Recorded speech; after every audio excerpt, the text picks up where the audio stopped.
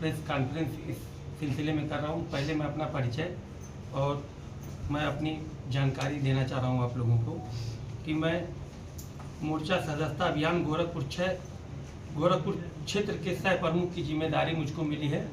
अल्पसंख्यक मोर्चे का जिम्मेदारी मुझको मिली है और अल्पसंख्यक में मुझको अपने भाइयों को जोड़ने की मुझको जिम्मेदारी मिली है और इसीलिए क्षेत्रीय मोर्चा सदस्यता अभियान गोरखपुर क्षेत्र का सह प्रमुख की जिम्मेदारी मुझको मिली और मेरा नाम मुमताज अहमद है, पूर्व ब्लॉक प्रमुख प्रतिनिधि सिमरियावा संत कबीर नगर। आज मैं इस विषय में प्रेस कॉन्फ्रेंस कर रहा हूं कि आज का प्रेस कॉन्फ्रेंस मैं इसलिए बुलाया हूं कि मैं कल सोशल मीडिया में माननीय विधायक जी अंकुरा तिवारी का बयान मैंने देखा और सुना, जिससे मुझसे अपराधी बताया गया है। ये सच है कि मेरे ऊपर कुछ मुकदमे दर्ज हैं, परंतु किसी मामले में न्यायालय से दोष सिद्ध नहीं हुआ है। विधायक अंकुर तिवारी मुझे अपराधी कहा है। इस क्रम में मैं बताना चाहता हूं कि विधायक स्वर्गीय रविंद्र प्रताप सिंह की हत्या करने वाले व्यक्ति, जिसको यादव समाज के लोगों ने ईंट से कूच कर मार डाला था, वह किस परिवार से ताल्लुक रखते थे। विधायक अंकुर तिवारी ने मेरे विरुद्ध कुछ अखबार की कटिंग दिखाया, तो मेरे पास भी उनके विरुद्ध कुछ अखबार की कटिंग मौजूद है, जो आप सभी के माध्यम से दिखा रहा हूं कि विधायक के ऊपर बीडीसी का अपहरण का आरोप लगा है। आप सभी देखिए।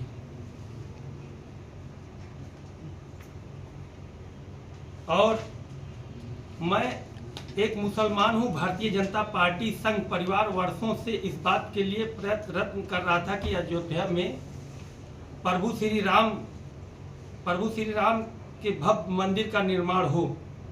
मैंने राम मंदिर निर्माण हेतु 1,11,000 रुपए का माननीय संघ प्रचारक के माध्यम से दिनांक 23/1/2021 को समर्पित किया था। उसकी रसीद और उसकी पेपर कटिंग मेरे पास है, आप सब देख सकते हैं। और ये सारी रसीदें हैं जो मैं दिया हूँ। अंकुर तिवारी कृपया बताने कि हिंदू समाज ब्राह्मण समाज से आते हैं, बताने का कष्ट करें कि मंदिर निर्माण में कितना धनराशि का सहयोग किए हैं। कृपया सार्वजनिक करने की कृपा करें। इसी से पता चल जाएगा कि भारतीय जनता पार्टी का सच्चा सिपाही कौन है और कौन मूल विचारधारा से ताल्लुकात रखता है। अंकुर तिवारी ने मुझे भाजपा से निष्कासित करने की बात कही है। आप लोगों के माध्यम से कल मैं मीडिया में देखा। हाल में ही लोकसभा चुनाव को लेकर लोकसभा के उम्मीदवार परवीन निषाद मुझसे कह रहे थे कि अंकुर तिवारी बीजेपी विधायक रहते हुए सपा उम्मीदवार की मदद कर रहे हैं। परवीन निषाद जी ने यह भी कहा मुझसे कि अंकुर तिवारी ने लोकसभा चुनाव में पार्टी का खुलकर विरोध किया है और बात जग जाहिर भी है। भारतीय जनता पार्टी से मैं अपील करूंगा कि इसकी समीक्षा करवाकर विधायक अंकुर तिवारी को ही उनको निष्कासित करें।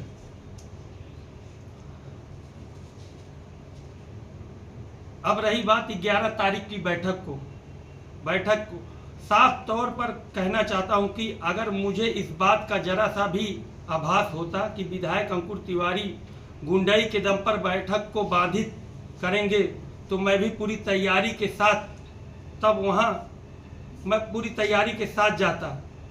तब वहां क्या क्या होता ये मैं नहीं कह सकता। ये जरूर कह सकता हूं कि विधायक का वही हाल होता जो डांडिया कार्यक्रम में हुआ था। 4 घंटे के मारे शौचालय में रहने वाले विधायक अपना हश्र भूल बैठे हैं। अगर पुलिस नहीं जाती तो रात भर विधायक शौचालय में ही बैठे रहते। सम्मानित प्रधानों और बीडीसी को आश्वस्त करना चाहता हूं, वे किसी से नहीं डरे। मेरे रहते हुए विधायक उनका बाल बांका भी नहीं कर सकता। और हाल में ही मैं एक मिनट आप लोगों को ये देखिए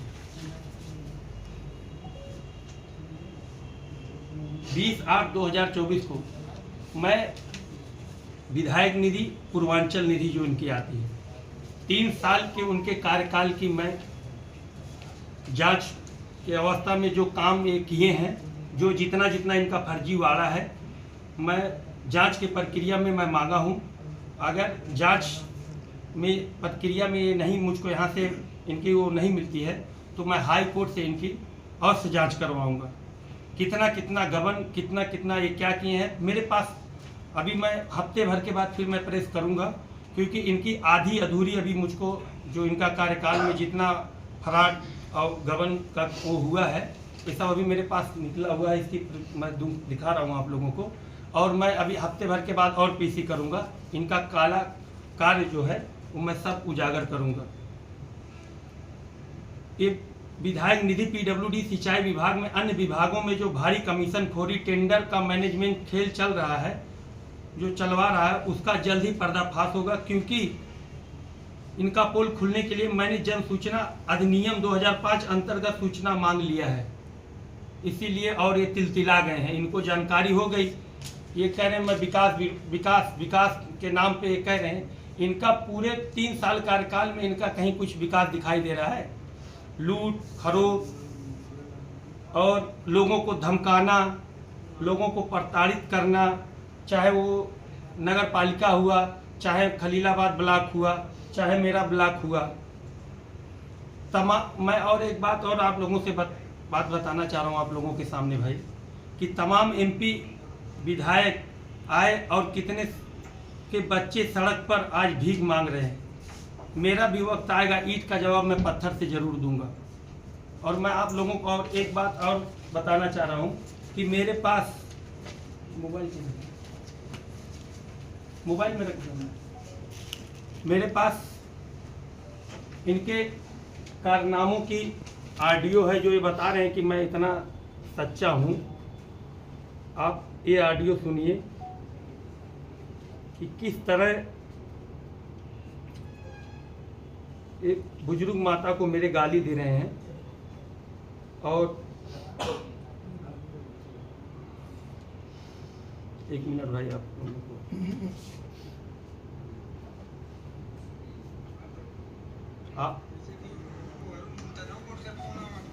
आप लोग सुनिए जरा।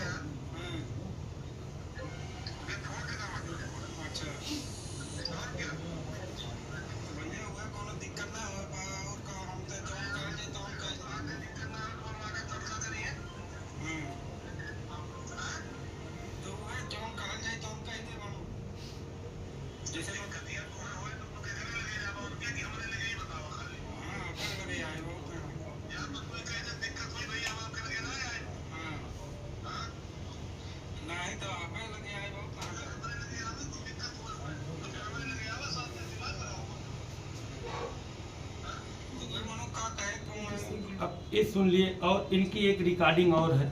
अब मैं आप लोगों को बताना चाह रहा हूँ कि मैं 3 साल से संघर्ष कर रहा हूँ। आप लोग भाई सब लोग देख ही रहे हैं कौन क्या कर रहा है। मैं जब खुद ब्लॉक प्रमुख होके मैं खुद काम के लिए जिले से लेके हाई कोर्ट तक मैं दौड़ धूप रहा हूँ कि मेरा विकास कार्य, मेरे क्षेत्र का विकास हो। बाधित कौन कर रहा है? मैं कर रहा हूँ कि ये कर रहे हैं।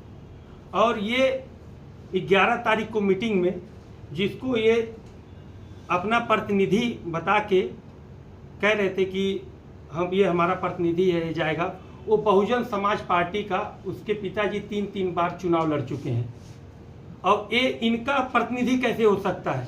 आज भी वो बहुजन समाज पार्टी में है। ये रिश्ता क्या कहलाता भाई? आप लोग बताइए कि ये विधायक है, मैं इनके पार्टी का हूँ, भारतीय जनता पार्टी का मैं एक सच्चा सिपाही। मैं 10 साल से मैं भाजपा से ही राजनीति शुरू किया था और मैं कुछ अवस्था की वजह से मुझको पार्टी ने टिकट नहीं दिया तो थोड़ा सा मैं भटक गया था। मैं अल्पसंख्यक मोर्चे का जिले का उपाध्यक्ष रह चुका हूँ और इतनी बड़ी जिम्मेदारी मुझको पार्टी ने जो है, इतनी बड़ी जिम्मेदारी मुझको पार्टी ने देखो दिया है, मैं आप लोगों को दिखा भी चुका हूँ।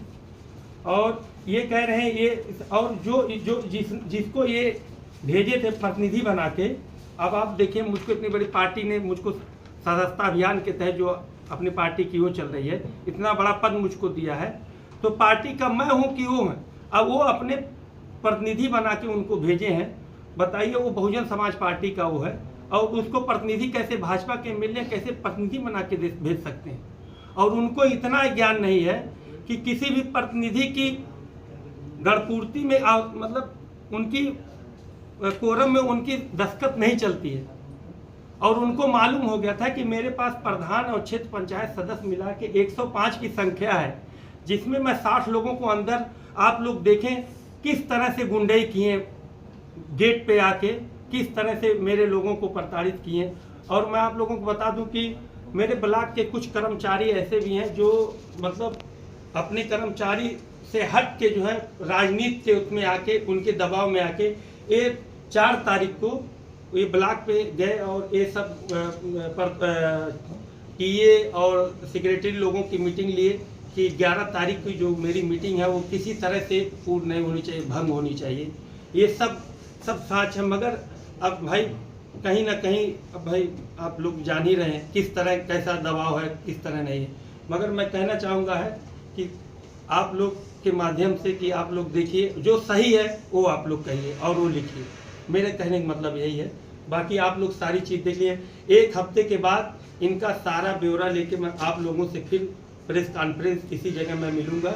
और मैं आपको बता दूं, मेरे ऊपर जो कह रहे हैं कि भाई ये मुकदमा है, ये है, मेरे ऊपर 4 मुकदमे हैं। अब भाई राजनीति कर रहा हूँ, 10 साल से मैं राजनीति में चुनाव प्रमुखी लड़ रहा हूँ। चोरी का मुकदमा कैसे है आपके ऊपर? चोरी का मुकदमा जब मैं समाजवादी सरकार से जब मैं चुनाव लड़ा था, तब मैं जब अविश्वास करा रहा था तो 14 तारीख को FIR होती है उस समय, और 14 तारीख को मुंबई में FIR कराते हैं षड्यंत्र के तहत, और 17 तारीख को पुलिस सोनी होटल में पहुंच जाती है मेरे आवास पे।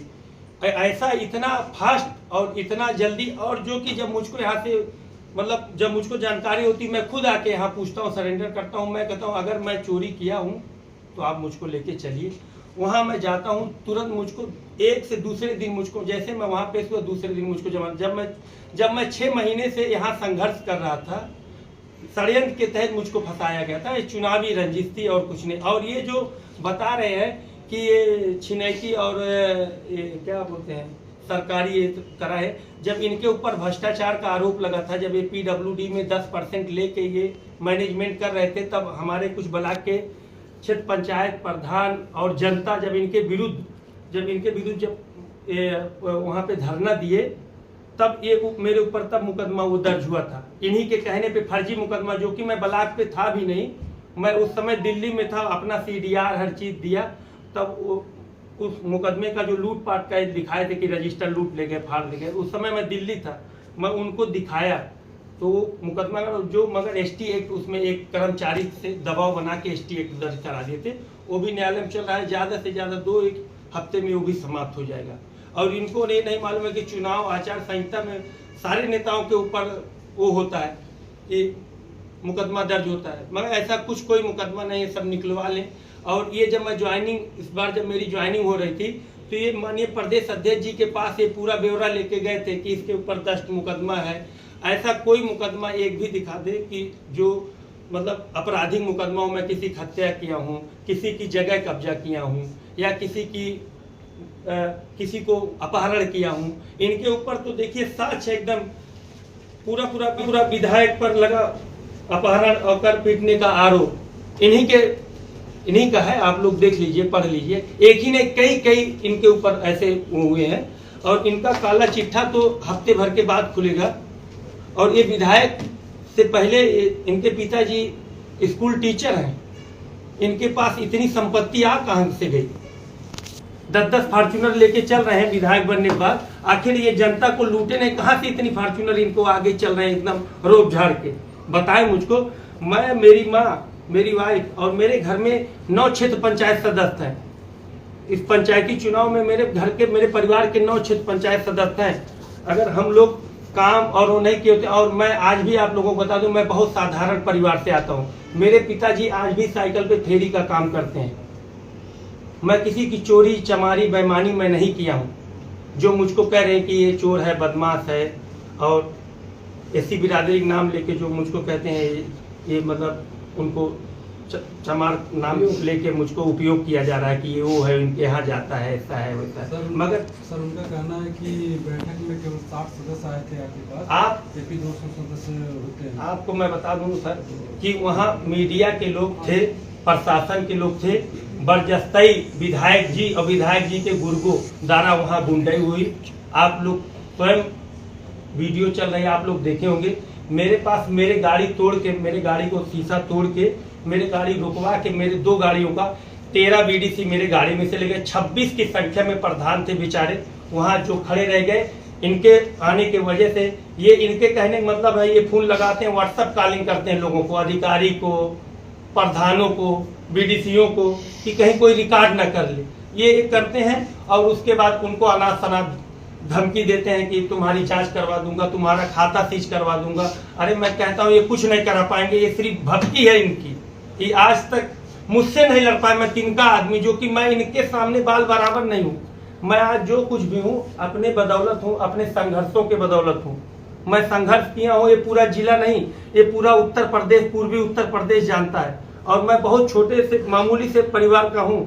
मैं आज जो भी कुछ हूँ, आज इस परिवार से मैं पहुंचा हूँ। आज अपने बदौलत, अपने परिवार, मेरा जो संघर्ष देख रहे हैं, मेरी माँ, मेरी वाइफ, मेरी भाभी, मेरे भाई, सब लोग संघर्ष कर, हम लोगों को इतना प्रताड़ित किए हैं। अब आज हम देख रहे हैं 1 से 2 दिन में हम लोग माननीय मुख्यमंत्री जी के आवास पे जाएंगे, अपनी न्याय करेंगे। एक कि हमको प्रताड़ित करना बंद करें। हम भी भारतीय जनता पार्टी के सदस्य हैं, हमको क्यों इतना परेशान कर रहे हैं? अब बताइए हमको। अब इनकी लड़ाई कहाँ से क्या है भाई, ये बता दें मुझको। इनकी लड़ाई क्या है, क्या उद्देश्य है? मारपीट भी हुआ था। मारपीट सर, हमारे लोगों को, हमारे क्षेत्र पंचायतों को मारा गया, गाड़ी से उतार लिया गया।